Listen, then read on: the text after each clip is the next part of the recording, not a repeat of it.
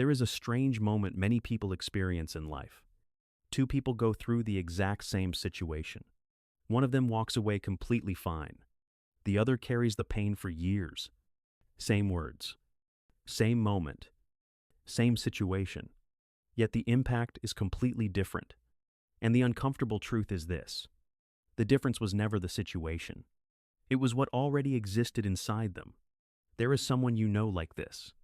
Not a celebrity, not someone extraordinary, just an ordinary person.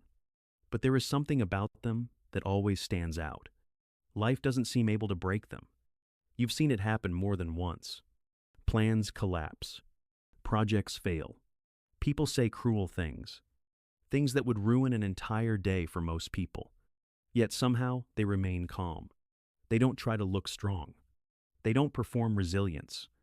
They simply keep moving forward, as if those things never gained control over them. And sometimes you look at them and quietly wonder, what do they understand that I don't? Because for you, things feel different. A cold look from someone can stay in your mind the entire day. A negative comment can replay in your head for hours. You post something online. 100 people like it. But one person writes, "This really isn't that impressive." And that night, that's the only sentence you remember. Not the 100 people who appreciated it. Just that one line. If that feels familiar, listen carefully. You are not weak. You are not broken.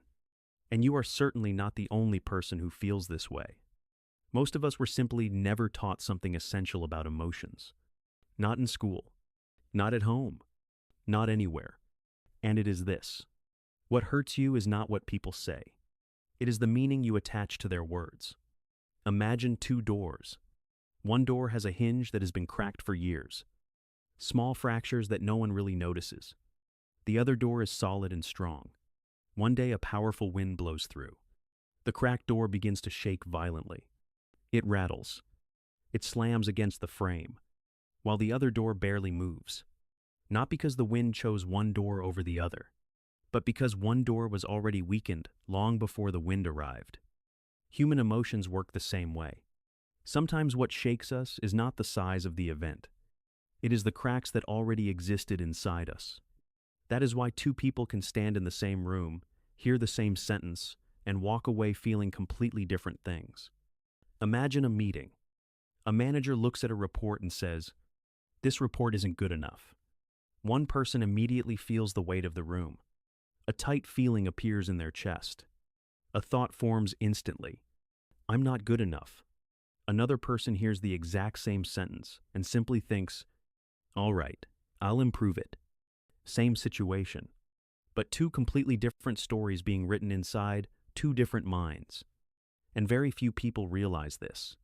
The things that trigger you the most often reveal the fears you carry the deepest. The things that make you angry instantly usually point to something inside you that was never fully healed. But here is the part that most people never see. Your mind does not want to look inward. It is much easier to believe the problem is always outside. It is easier to say, "They ruined my mood. They disrespected me. They made me feel this way." But when you say that, you unknowingly give them control. Because if someone else can control your emotions, then your peace is no longer yours. Yet there is something powerful hidden in a place most people overlook. Between the moment something happens and the moment you react, there is always a small space. A pause. It is so small that most people move past it without noticing. You receive a message that makes you angry. Your finger hovers over the send button. You have already typed the reply. But then you stop. You put the phone down. You take a slow breath. And in that moment, you ask yourself one simple question: do I really want to react from this emotion? That moment is where control returns. Emotional strength is not about feeling nothing. It is the ability to feel everything without letting those feelings take the wheel. And when you begin to understand this, something quietly changes in the way you see people. You start to notice a pattern. The people who try the hardest to hurt others are often the ones carrying the most pain themselves. Not always, but more often than we like to admit. Because people who are truly at peace inside rarely feel the need to tear someone else down. A person who feels secure in their own worth does not gain anything by diminishing someone else. But someone who feels small inside sometimes looks for a way to feel bigger. And the easiest way to do that is to make someone else feel smaller. So the criticism, the coldness, the sudden cruelty. Very often it says far more about the storm inside them than it ever says about you. Understanding this does not mean you excuse their behavior. It does not mean you allow people to mistreat you. It simply means you stop carrying their pain as if it were proof of your own inadequacy. And when that realization finally settles in, something heavy begins to fall away. You stop asking, "Why did they treat me like that?" And you begin asking a far more powerful question. Why did I believe their words had the power to define me? Because once you stop letting someone else's pain become your identity, their words lose the power they once had over you. And when your sense of worth no longer depends on other people, something remarkable happens. Praise cannot lift you too high. Criticism cannot drag you too low.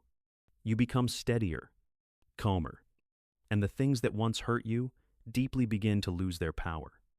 Not because the world suddenly became kinder, but because you stopped giving it the authority to define who you are. And before you go, think about this for a moment.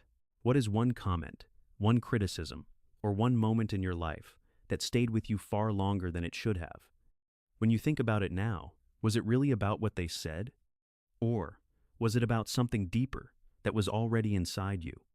Write it in the comments. You might be surprised how many people have carried the same invisible weight. And sometimes the first step to letting it go is simply realizing you were never carrying it alone.